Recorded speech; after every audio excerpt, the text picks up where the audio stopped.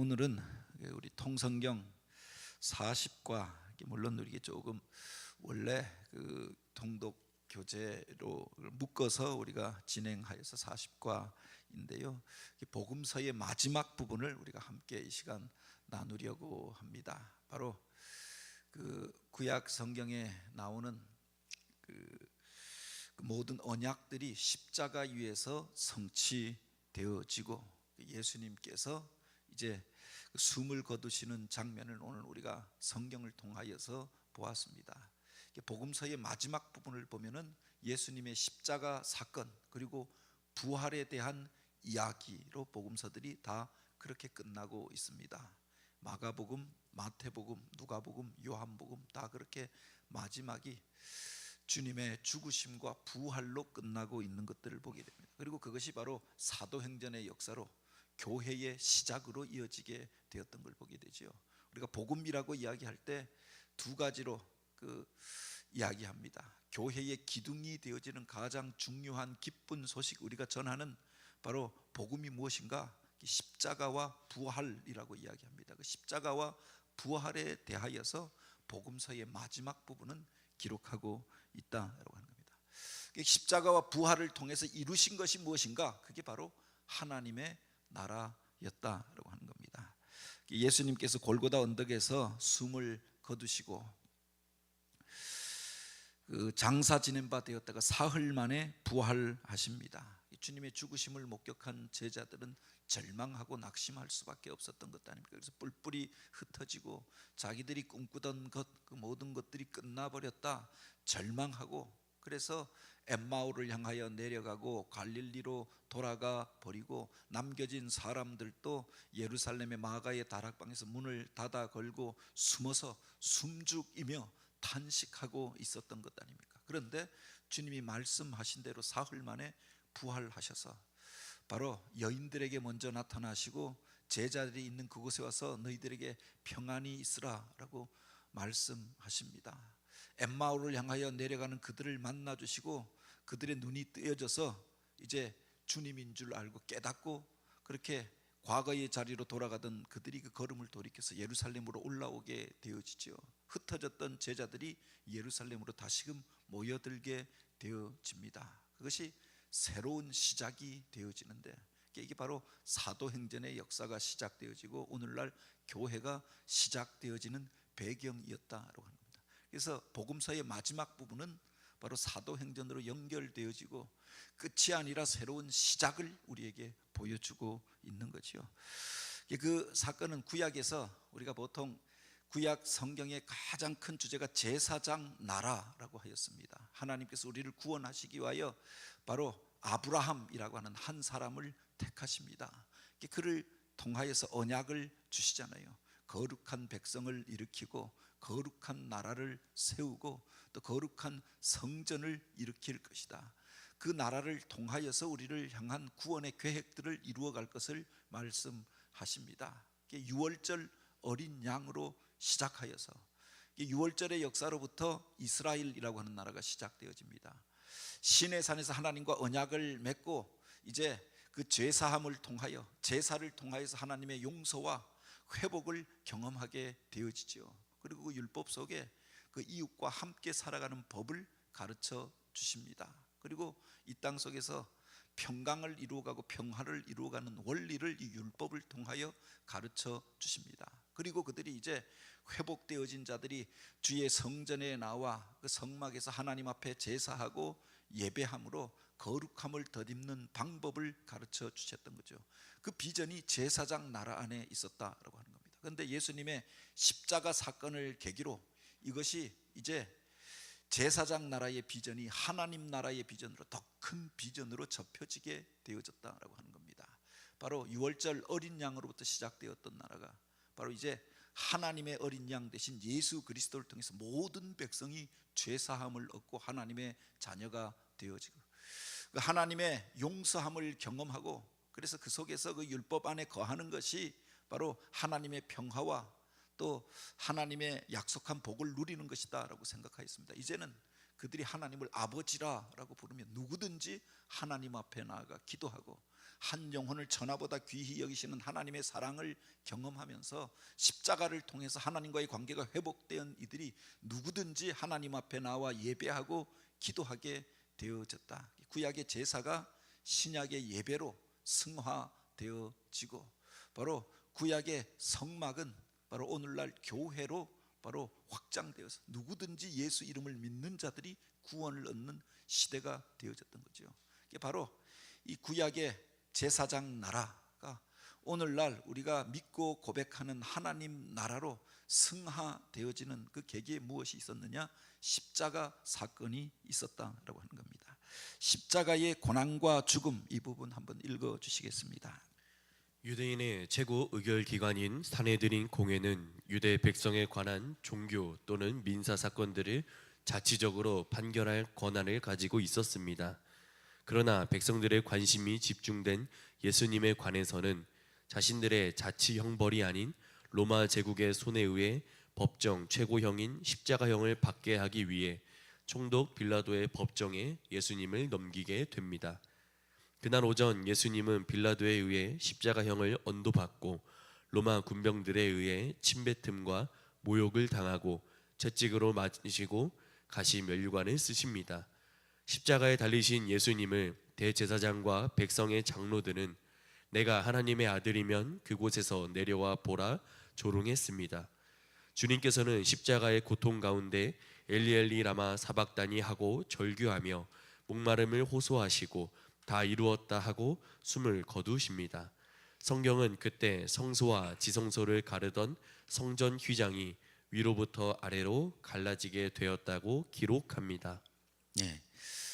성경의 절정은 예수님의 십자가 가운데 있었습니다. 그런데 그 십자가가 이루어지게 된 배경이 있습니다. 그 첫 번째는 예수님을 죽이고자 했던 세력들이 있었죠. 대제사장 세력, 예루살렘의 성전의 권세를 잡고 있었던 이들이 대제사장이 아닙니까? 그들이 예수님을 죽이고자 합니다.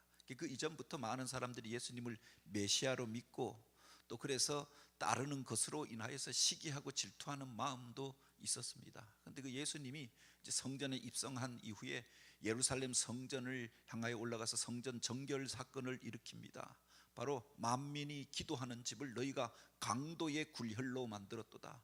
그곳에서 장사하는 이들을 쫓아내면서 저들이 이제 예수님을 향하여서 시험하고 미워하던 것이 이제 예수님을 죽여야겠다, 자신들과 타협할 수 없는 존재라고 생각했던 거죠. 그래서 사실은 성전 체제의 중요한 기둥을 이루고 있었던 사람들이 예수님이 예루살렘에 입성한 이후에 찾아가서 예수님과 논쟁을 벌이잖아요. 바리새인들이 먼저 가서 논쟁을 벌입니다. 사두개인들이 가서 예수님을 향하여 논쟁을 벌입니다. 율법학자와 서기관들이 가서 질문합니다. 물론 예수님께서 지혜로운 말로 그들을 깨닫게 하였지만 그들은 자기들이 믿는 것, 자기들이 생각하는 것과 다르다라고 생각하였고 이제 예수님을 본격적으로 죽이고자 하였다라고 합니다. 그런데 자기들이 죽이면 많은 사람들이 예수님을 따르고 있었잖아요. 밀란이 일어날까봐 두려워하였다라고 하는 겁니다. 그래서 예수님의 제자 가운데 누군가가 팔고 고발해 주기를 바랐던 거죠. 요사이 세상에 보면 어떤 사람을 그렇게 한 사람을 그렇게 매장시킬 때 그런 일들을 하잖아요. 고발 사주라고 하잖아요. 어떤 사람을 죽이려고 하는데 자기가 직접 잡아가지 않습니다. 어떤 사람 시켜서 고발해라, 너가 고발해라, 소스를 줄 테니까 너가 고발해라. 그래서 그 사람들을 잡아가지고 소문을 내고 나쁜 소문을 내고 죽이잖아요. 정치적으로 매장시키고 사회적으로 매장시키고 그 말들이 사람들 가운데 쑥은쑥은 돌아가면서 멀쩡하던 사람이, 사람들에게 존경받던 사람이, 의로운 사람이 악한 사람이 되어지고 죄인이 되어져서 비난받는 자가 된다. 대제사장 세력들이 성전 지배체제를 이루고 있었던 이들이 원하였던 게 그것이었다고 합니다. 그리고 그들이 자기들 손에 피를 묻히고자 하지 않습니다. 물론 그들에게 자치권이 있었습니다. 그래서 민법이나 종교법을 가지고 어떤 사람을 재판할 수 있었습니다. 그래서 율법에 보면 때때로 간음하던 사람들, 우상을 섬기던 사람들을 불러내어서 돌로 쳐서 죽이는 것까지도 허용되었지요. 웬만한 것들을 바로 이 로마 식민지 세력들이 타치하지 않았다라고 하는 겁니다. 그런데 자기들이 죽이면 나중에 수많은 사람들이 자기를 향하여서 원망할까 봐, 그래서 그들이 예수님을 죽이는데 자기들이 먼저 불러서 모욕을 주고 조롱하고 고발하고, 그래서 그것을 통해서 사람을 선동한 다음에 그 예수님을 끌고 빌라도에게 갔던 것 아닙니까? 로마의 법으로 죽이려고, 로마 군병들이 죽이려고 하였던 거죠. 두 가지 의도가 같이 있었던 겁니다. 예수님을 죽이는데 자기들이 죽인 자가 되지 않으려고 하는 의도가 있었고, 다른 하나는 바로 로마 사람들에게 예수를 죽이는 그 악역을 맡기고자 하였다라고 하는 겁니다. 빌라도도 그 의도를 잘 알고 있었습니다. 저들이 시기로 자기에게 넘겨준 줄 알미라. 그래서 피하려고 하였던 것 아닙니까? 헤롯에게 보내고, 헤롯이 지금 예루살렘에 와 있으니 그에게 가서 재판을 받으라. 그리고 무죄한 줄 알고 바로 예수님을 풀어주려고 하였고, 바나바와 그렇게 해서 둘 중에 한 명 풀어주겠다, 어떻게든 피하려고 하였습니다. 근데 군중을 선동하여서 예수를 죽이라라고 이야기하잖아요. 부득이함으로 빌라도가 그들에게 넘겨주게 됩니다. 그리고 그들이 요구하였던 것이 있죠. 십자가에 매달라라고 이야기했던. 그래서 그냥 감옥에 갇히는 정도가 아니라, 매를 맺되 쳐서 모욕 주고 끝내는 정도가 아니라 완전히 죽이기를 원하였던 겁니다. 더구나 성경에 보면은 나무에 매달려 죽은 자마다 저주를 받은 자라라고 있습니다. 예수님이 저주를 받은 자로 죽기를 원했던 거죠. 그러니 그들이 고발을 하는데 로마 황제에 대항하였던 자로, 그래서 십자가에 매달려 죽기를 원하였던 겁니다. 결국 빌라도가 그들이 원하던 대로 내어지고 손을 씻고 돌아서게 되어집니다. 그도 괜히 이곳에서 소란이 일어나기를 원하지 아니하였던 거죠. 이 복잡한 일에 개입하기를 원하지 않았던 겁니다. 군중이 원하는 대로 바로 예수님을 내어주고 돌아섰다. 이것이 주님이 죽은 두 번째 계기가 되어집니다. 그런데 우리가 또 하나 알아야 할 것이, 그 배후에 마귀 사단의 음모가 있었다라고 하는 거죠. 사단이 가룟 유다에게 들어간지라. 그에게 제자들 가운데에서도 바로 주님을 향하여서 이와 같이 판단하는 마음들을 가지고 주님을 배신할 마음을 품은 사람이 그 안에서 생겨나게 되었다. 어쩌면은 이 빌라도의 이 판결, 또 대제사장과 성전 세력의 음모, 그 속에 마귀 사단의 음모가 있었음을 이야기하고 있는 거지요. 그러나 우리가 또 한 가지 기억해야 할 것이, 이것이 그래서 사단의 음모가, 사단의 배후 조종으로 그 대제사장 세력들이 이 일을 계획하고 빌라도와 로마 군병들이 집행한 일이 아니라, 사실은 그들이 이기는 것 같고 그들이 잘 되는 것 같은데 역사를 잘 들여다보면 반전의 역사가 있잖아요. 하나님께서 이 일을 통해서 당신이 계획하셨던 구원의 일들을 이루고자 하셨다라고 하는 겁니다. 그래서 주님께서 먼저 말씀하시잖아요.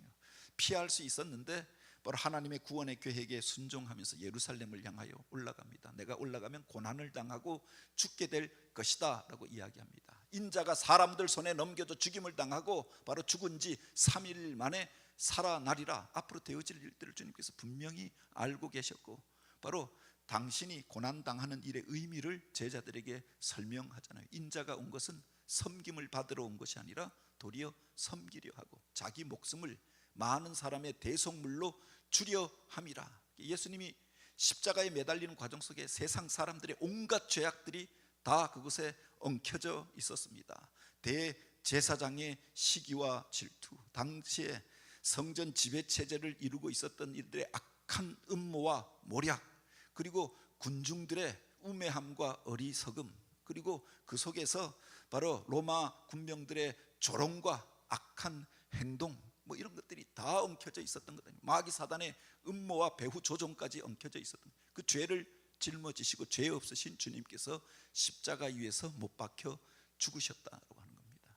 이게 바로 성경은 우리들의 죄를 담당하시기 위한 죽음이었다라고 하는 겁니다. 그래서 십자가 위에서 주님께서 하셨던 말 속에 주님의 십자가의 의미가 다 담겨져 있는 거죠. 십자가 위에서 이루고자 했던 것이 무엇이냐라고 하는 겁니다. 그래서 우리가 가상칠언이라고 이야기합니다. 그 십자가 위에서 아버지여 저들의 죄를 사하여 주옵소서. 우리들의 죄를 담당하시기 위해서 십자가를 지셨다라고 하는 겁니다. 그 의미가 십자가 위에서 주님께서 처음으로 드리셨던 그 기도 속에 담겨져 있는 것들을 보게 되죠. 십자가에서 내려오라 내려오라, 마귀 사단이 마치 예수님을 향하여 유혹하듯이 그곳에서 대제사장과 백성의 장로들이 이야기합니다. 그런데 주님께서 저들의 죄를 사하시기 위하여 그 고난을 감당하셨다라고 하는 겁니다. 그 옆에 보면은 그 자리에서 주님을 영접하였던 마지막으로 구원함을 얻었던 사람이 있습니다. 십자가 상에 같이 달렸던 강도 중에 한 명이 바로 주님 앞에 주여 주님 나라가 임할 때 나를 기억하소서라고 이야기합니다. 너가 나와 함께 낙원에 있으리라. 바로 우리의 죄를 사하시고 그 속에서 회개하고 영접한 자들을 낙원으로 천국으로 인도하시고자 십자가를 지셨던 것이었다라고 하는 거죠. 그리고 이제 주님께서 따르는 이들에게 바로 당신의 육신의 어머니 마리아와 또 그 제자들에게 바로 이 말씀을 주십니다. 보소서 여자여 보소서 아들이니이다. 이미 마리아는 이 모든 것들을 알고 있지 않았습니까? 예수님이 탄생하실 때 바로 이 백성을 구원하기 위하여 이 땅 가운데 오실 분이다 라고 하는 것, 그리고 백성의 죄를 담당하시고 고난을 당하는 것들을 보면서 가슴이 찢어지는 고통을 느끼게 될 것이다, 이 모든 것들을 천사의 예언을 통하여 그가 듣고 알고 있었습니다. 그게 바로 어머니 내가 이 일을 위하여 왔나이다. 어머니가 그렇게 받았던 그 일들이 당신을 통하여 이루어졌음을 어머니에게 이야기합니다. 그리고 제자들에게 바로 보라 내 어머니라, 어머니를 부탁하는 의미도 있고 바로 이 일을 통하여서 진정한 믿음의 공동체가, 한가족 공동체가, 생명 공동체가 일어나게 될 것을 선포하고 있었다라고 하는 겁니다. 죄악된 사람들을 향하여 저들의 죄를 용서하소서라고 이야기합니다. 영접한 사람을 향하여서 천국을 허락하고 낙원에 나와 함께 있을 것이다 축복해 주십니다. 이미 믿고 따르는 이들을 위하여 바로 생명의 공동체, 하나님의 언약이 이미 이루어졌고 생명의 공동체가 되어졌음을 선언하셨다라고 하는 거죠. 이게 첫 번째, 두 번째, 세 번째 주님의 기도였습니다. 그리고 네 번째와 다섯 번째 이 기도는 당신의 육신의 고통 가운데서, 그래도 남겨진 문제가 육신을 가지고 이 땅 가운데 오셨으니까 그 고통 가운데에서, 그 고통의 절정 가운데 엘리 엘리 라마 사막다니, 고통 가운데 그래도 육신을 가지고 하나님 앞에 기도하셨는데 하나님 하나님 어찌하여 나를 버리시나이까. 그 일을 이루시면서도 그 고통 가운데 절규하셨다. 영혼의 목마름으로 내가 목마르다라고 이야기하고 이 말씀을 통하여서 하나님의 언약을 이루셨다라고 했습니다. 그리고 마지막으로 하셨던 말씀이 다 이루었다. 성경에 기록되었던 말씀이 당신을 통해서 이루어졌던 것, 하나님의 언약하였던 일들이 다 이루어졌던 것을 선언하십니다. 이 말이 헬라어로 보면 텔레스타이라고 되어 있어요. 죄값을 내가 다 치루었다, 내가 너희의 값을 다 치루었노라 라고 하는 선언이 담겨져 있는 겁니다. 우리들의 죄를 십자가 위에서 다 당하시고 그 고통을 겪으시면서 엘리 엘리 사막단이 가장 고통의 절정 가운데 그 고통을 당하셨던 주님께서 그 영혼의 목마름의 자리까지 내려가신 이후에 이 모든 것들을 다 이루셨다라고 하고, 마지막으로 바로 누가복음에 보면은 아버지 내 영혼을 아버지 손에 부탁하나이다 하고 숨을 거두게 되어지시죠. 십자가 위에서 드렸던 그 기도 속에 인간 예수의 마지막 모습, 그리고 그 고통에 찬 절규, 그 기도를 보게 되어지는데 당신이 무엇을 위하여 왔는가라고 하는 것이 이 네 개의 기도 속에 담겨져 있다라고 합니다. 저들의 죄를 사하여 주옵소서. 내가 오늘 나와 함께 낙원에 있으리라. 보라 내 어머니요 내 가족이라. 그리고 다 이루었다. 이렇게 그 놀라운 선언을 하시고 숨을 거두시는데 그 순간에 바로 성경에 보면은 성소와 지성소를 가르는 휘장이 쳐져 있었잖아요. 과거에 예배당에 보면 그런 상징을 담아서 휘장이 이렇게 갈라진 모습으로 그 앞에 십자가가 있었지요. 휘장이 갈라지고 누구든지 지성소에 들어가 죄악된 사람이 지성소 안에 들어갈 수 없었는데 지성소 안에 들어가는 길이 열려졌다라고 하는 겁니다. 바로 주님께서 이 놀라운 선언을 할 때 이 일이 이루어졌다라고 하는 게 의미심장하지 않습니까?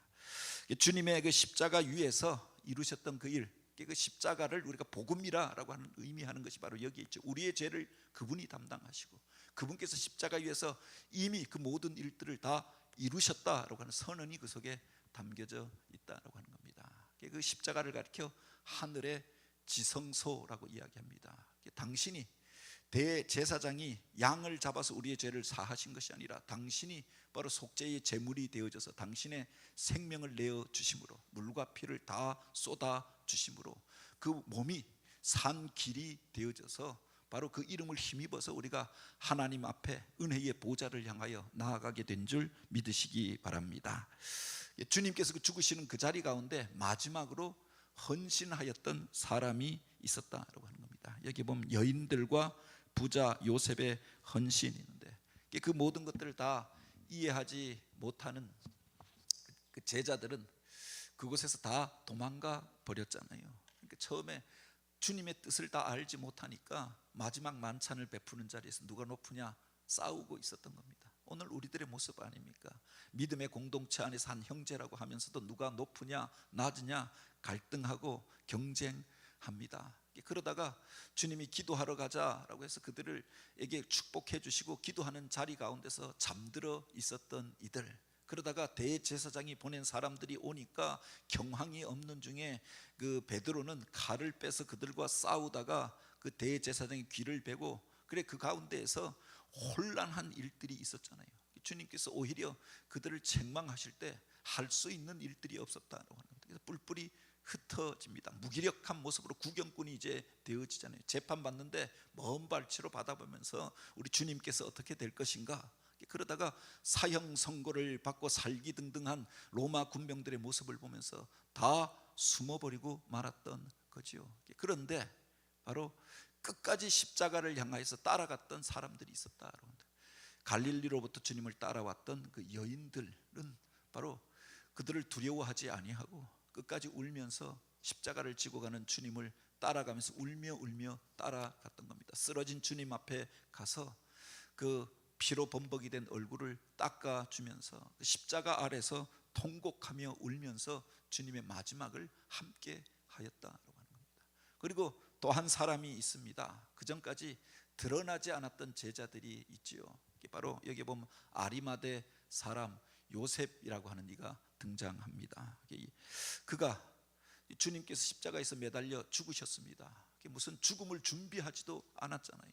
오늘 또 가서 우리 오집사님 위하여 기도하여 주고 그 장례의 준비에 대하여 아들과도 이야기하고 왔는데 전혀 준비된 것 없이 주님께서 죽으셨습니다. 그리고 예수의 당이라 찍히면 모든 사람들에게 비난받고 자기도 공격을 당할 것입니다. 그런데 바로 제자들은 뿔뿔이 다 흩어졌습니다. 여인들은 아무런 힘도 발언권도 없었습니다. 그런데 주님께서 죽으시는 자리 가운데 아리마대의 부자 그 요셉이라고 하는 사람이 나타나서 바로 그가 빌라도에게 가서 그 시신을 내가 거둘 수 있도록 하여 주십시오 부탁합니다. 산헤드린 공의회의 회원이었다. 지금으로 말하면 국회의원이었습니다. 그가 와서 그렇게 요구하니까 예수님의 시신을 내어 주었던 거죠. 자기의 장례를 위하여서 예루살렘에 사놓았던 그 무덤에, 아무도 묻히지 않았던 그 무덤에 예수님을 장사 지내 주었다라고 하는 겁니다. 새로 싼 깨끗한 세마포에 주님의 시신을 싸서 그리고 자신을 위하여 준비해 놓았던 그 무덤에 주님을 장사 지내게 되어졌는데, 이게 구약에 보면은 이사야서에 저가 죽어서 부자와 함께 묻혔으니라고 하는 말이 나옵니다. 그 예언이 그대로 성취되어졌다라고 하는 거죠. 그래서 여기 보면은 요셉이라고 하는 이름의 교묘함에 대하여 이야기합니다. 물론 구약 시대에 요셉을 통하여서 이스라엘 백성들이 구원함을 얻었습니다. 야곱의 그 형제들이 구원함을 얻었잖아요. 뿐만 아니라 예수님의 오심과 끝에 그 죽으심의 자리에 요셉이 있었다라고 하는 겁니다. 예수님이 탄생할 때 육신의 아버지로, 사실은 그의 혈통으로 이 땅에 온 건 아닙니다. 여인의 자식으로 왔잖아요. 동정녀 마리아가 탄생하였습니다. 그런데 의인이었던 요셉이 예수님을 자기 호적에 입적시켰던 것 아닙니까? 그러지 않으면은 마리아가 돌에 맞아 죽을 수밖에 없었잖아요. 근데 그가 육신의 아버지가 되어져서 이 땅 가운데 오셨던 예수님, 그분을 영접하고 가난한 목수였던 그가 바로 그 예수님의 아버지를 자처하게 되어집니다. 보라, 처녀가 잉태하여 아들을 낳으리니 그 이름을 임마누엘이라 하리라. 이 언약이 바로 이 가난한 목수였던 요셉을 통하여서 이루어지게 되었다. 처음 왔을 때 영접하였던 이가 요셉이었습니다. 근데 예수님이 떠나가실 때 보면 아리마대 사람 요셉이 그 십자가에 달리셨던 주님의 죽음에 대하여 존귀한 죽음으로 거두어 주었던 거지요. 가난한 목수였던 아버지 요셉에 다르게 그는 부자였고 산헤드린 공회의 권세도 가진 사람이었습니다. 그런데 자기가 가지고 있는 권세와 그 물질을 예수님을 위하여 사용합니다. 어쩌면 예수님을 장사 지낸 것으로 인하여 수많은 사람들에게 공격당할 수도 있고 정치적으로 곤란함에 처할 수도 있고 가지고 있는 재물들로 인하여 손해를 입을 수도 있었습니다. 실제적으로 자기 그 무덤을 그리고 많은 비용을 들여서 예수님의 장례를 집행하였던 것 아닙니까? 그를 통해서 예수님께서 구약에 예언되어졌던 언약이 성취되어졌다. 주님께서 가시는 그 자리 가운데 제자들은 다 뿔뿔이 흩어지고 도망가 버렸는데 바로 숨겨졌던 제자가 나타나서 주님이 원하셨던 일들을 이루었다라고 하는 거죠. 부활의 첫 증인, 이 부분 한번 조 집사님이 읽어주시겠습니다. 예수님께서는 잡히시기 전 제자들에게 고난을 당하시고 죽으셨다가 제3일에 살아날 것을 말씀하셨습니다. 주님께서는 말씀하신 대로 3일 만에 어둠의 권세를 깨뜨리고 부활하시어 부활의 첫 열매가 되셨습니다. 부활의 약속을 직접 들었던 제자들은 두려움으로 숨어버린 시간, 간접적으로 그 말씀을 들었던 막달라 마리아와 다른 마리아만이 안식 후 첫날 새벽 무덤을 찾아갔다가 부활하신 주님을 만나게 됩니다. 다시 사신 예수님께서는 여인들에게 무서워 말라고 하시며 갈릴리에서 제자들을 다시 만나실 것을 말씀하십니다. 주님께서 부활하신 그 자리, 그분을 가장 먼저 만났던 사람들이 누구인가? 갈릴리에서 따라왔던 여인들이 바로 십자가의 증인이라고 하였습니다. 십자가의 자리 끝까지 따라가서 그곳에서 주님의 죽으심의 자리까지 함께 하였던 것 아닙니까? 그들이 부활하신 주님을 가장 먼저 만나게 되었다라고 합니다. 막달라 마리아와 또 다른 마리아였다라고 하였습니다. 주님께서 이미 마지막 만찬을 드시기 전에 당신이 죽으셨다가 사흘 만에 부활할 것이다 라고 하는 것을 이야기하였습니다. 근데 제자들은 이것까지 생각 못하였던 것 아닙니까? 경황이 없는 중에 또 두려움 가운데 사로잡혀 있으니 차마 그 무덤까지 가볼 생각도 없었고 그 말이 이루어질 것이라고 믿지도 못하였습니다. 두려움에 떨고 있고 뿔뿔이 흩어져 버리고 말았는데 그 여인들은 이것을 기억하고 있었던 것 아닙니까? 아마 직접 들은 것도 아니었을 것입니다. 그 마지막 만찬 자리에 보면 그 그림에 12제자만 있잖아요. 밖에서 수종 들고 밖에서 일들을 돕고 있었을 것입니다. 제자들을 통하여 전해 들었을 것입니다. 그런데 사흘째 되던 날 바로 그 약속을 물론 반신반의하면서 갔겠지요. 그 두려움 속에 캄캄한 밤에 주님의 묻히셨던 무덤을 찾아갔다가 부활하신 주님을 만나게 되었다고 하는 겁니다. 물론 이 부활에 두 장면이 같이 있습니다. 그 무덤을 지키고 있었던 군인들도 있었잖아요. 그 예수님을 따르던 무리가 워낙 많았고 그래서 그들이 단단하게 돌로 그 무덤을 그렇게 봉하여 놓았고 그리고 어떤 사람들이 그 예수님의 시신을 가져가지 못하도록 그 앞에서 군병들로 지키게 하였다고 하는 겁니다. 그런데 그 새벽에 놀라운 일들이 벌어지고 그렇게 그 무거운 돌이 옮겨지고 열려지고 주님의 시신이 없어진 것들을 그 군병들이 확인하게 되었던 거죠. 처음에 바로 그 베드로와 요한이 듣고 달려가서 보았던 것도 그냥 무덤 문이 열려 있고 주님을 싸고 있었던 세마포가 그대로 이렇게 놓여져 있는 것만 보고 나왔습니다. 나중에야 주님이 찾아온 주님을 만나면서 부활하신 주님을 만나게 되었던 거지요. 그런데 그곳에서 부활하신 주님을 가장 먼저 만났던 사람들이 바로 막달라 마리아와 또 다른 마리아가 아닙니까? 그 기쁨 가운데 처음에는 유령인가 하여 두려워하였겠지요. 죽으셨는데 그분이 서 계시니까 두려워했겠지요. 그러니까 그들을 축복해 주십니다. 그리고 부활하신 주님을 만난 이후에 기쁨으로 가서 이 소식을 전하게 되어졌던 것 아닙니까? 그들이 부활의 첫 증인이었다라고 하는 겁니다. 그런데 또 다른 소문이 같이 퍼져갑니다. 그래서 마태복음 28장에 보면 또 다른 기사를 같이 기록하여 놓고 있는데 바로 예수님의 시신이 없어지고 무덤 문이 열리고 시신이 없어졌다라고 하는 이 이야기를 듣고 대제사장의 무리가 그분이 어떻게 부활하였는가 이것을 믿는 것이 아니라 또 다른 음모를 꾸미잖아요. 그 군병들을 불러서 바로 예수의 제자들이 시신을 훔쳐갔다 하라. 그리고 그들에게 돈을 주고 거짓 소문을 내게 하였다라고 하는 겁니다. 부활의 자리에 있었습니다. 그런데 거짓 소문을, 돈을 받고 거짓 소문을 내는 사람들도 있었다라고 하는 거죠. 그래서 왜 이런 소문이 오늘 우리들 가운데도 아직도 남겨지게 되어졌는가? 오늘날 또 무슨 신학자 중에 또 세상 사람 중에 예수가 부활한 것이 아니라 제자들이 훔쳐가 예수님의 시신을 훔쳐가 버리고 그렇게 말한 것이다, 이렇게 이야기하는 사람들이죠. 이 소문의 출처가 어디에 있었는가? 성경에 보면은 바로 그날 그것을 지키고 있었던 군병들에게 대제사장이 돈을 주고 그들을 매수한 까닭이었다라고 하는 겁니다. 부활의 자리에 있었던 두 장면입니다. 그 부활의 그 자리에 있었지만 거짓 소문을 내던 사람들이 있었고, 복음의 소식, 부활하신 소식을 전하는 사람들도 있었다라고 합니다. 누가 교회의 초석이 되어지고 누가 바로 이 복음의 증인이 되어졌는가, 이것을 우리가 한번 기억해 보시기 바랍니다. 그 다음에 부활하신 주님께서 이제 찾아오셨던 게, 부활하셔서 끝난 게 아니라 부활하신 이유가 있죠. 제자들에게 찾아오셨던 것 아닙니까? 실망과 절망에 빠져 있었던 그들 가운데 찾아와서 그들을 위로해 주십니다. 엠마오로 내려가는 그들을 만나 주십니다. 그들을 축복하여 주실 때 눈이 뜨여져서 부활하신 주님인 줄 알고 그제 내려가던 이들이 예루살렘을 향하여 다시 올라오게 되어집니다. 부활의 소식을 듣고도 갈릴리로 내려가서 우리가 먹고 살아야지, 그래서 갈릴리에서 그물질하던 그들에게, 베드로와 또 다른 제자들에게 찾아가서 처음 그들을 만났던 모습 그대로 그들을 만나 주십니다. 깊은 곳에 그물을 던지라.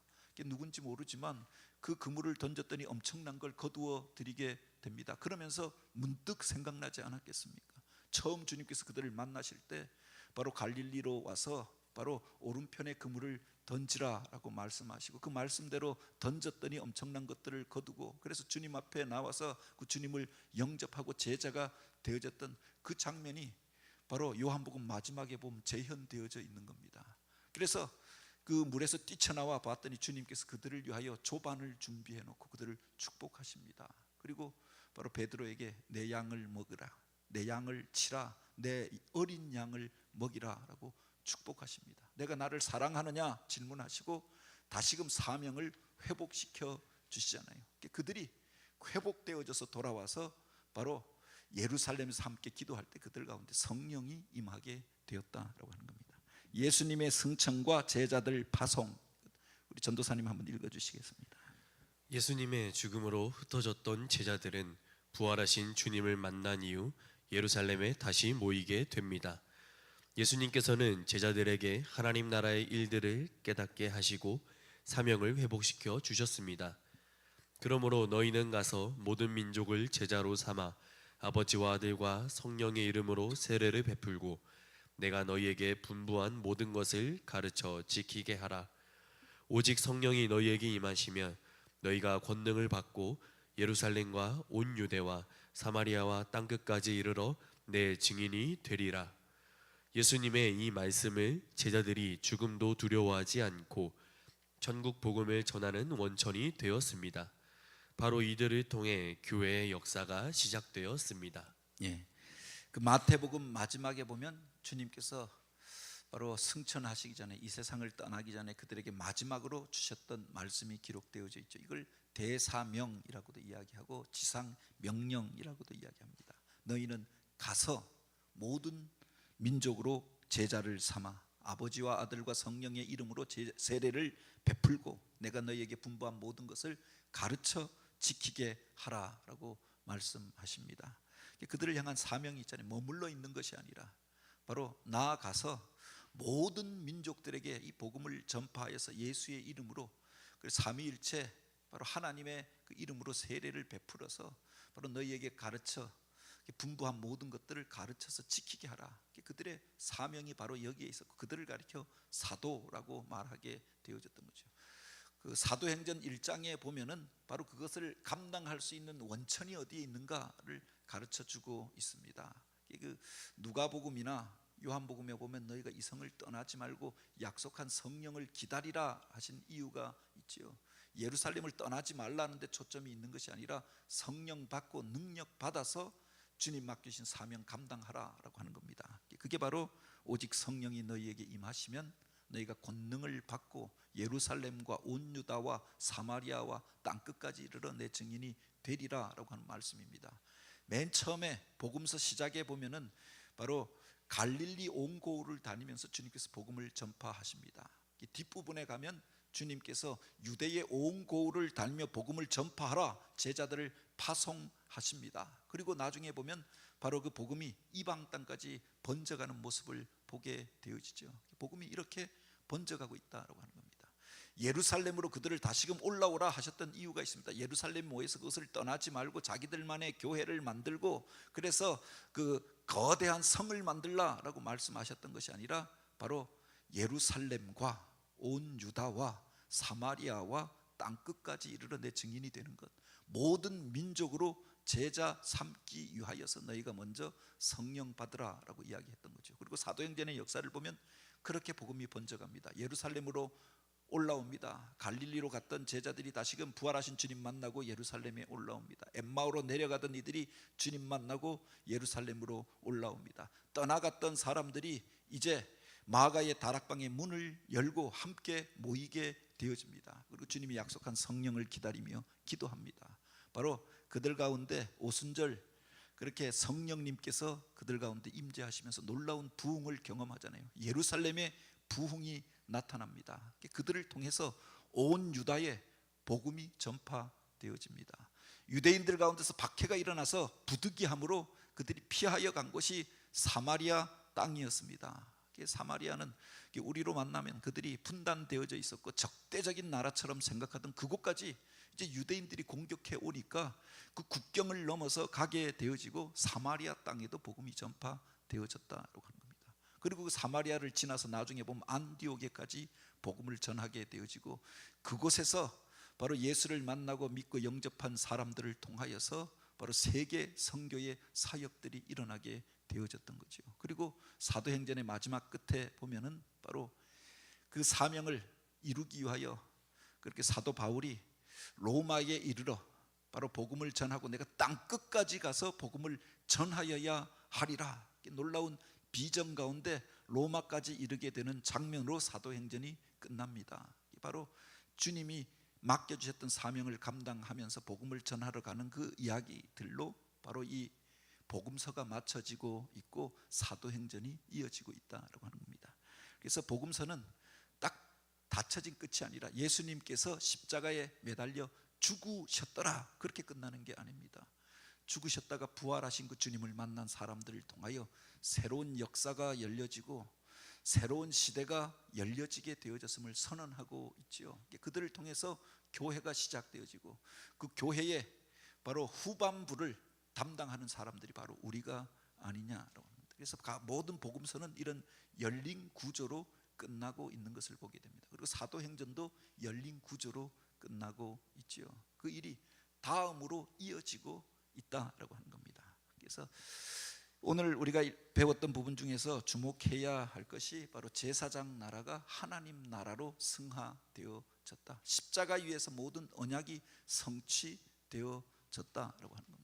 그리고 그 십자가는 십자가로 끝난 것이 아니라 부활로 이어지게 되어지고 오늘날 교회와 복음의 역사로 이어지게 되었다. 그 증인이 바로 우리가 아닙니까? 오늘 우리가 예수를 믿고 그리스도인이 되어지고 하나님 나라의 백성이 되어진 것, 그 속에 하나님의 놀라운 섭리가 담겨져 있는 것이 아닌가. 이 복음서를 통하여서 하나님이 행하셨던 일들을 우리가 발견하고 그 십자가를 의지할 뿐만 아니라 부활의 능력을 힘입어서 오늘 또 그 부활의 증인으로 살아가는, 복음을 전하는 자로 살아가는 저와 여러분이 되어지길 주님의 이름으로 축복합니다. 같이 기도드립니다. 하나님, 우리로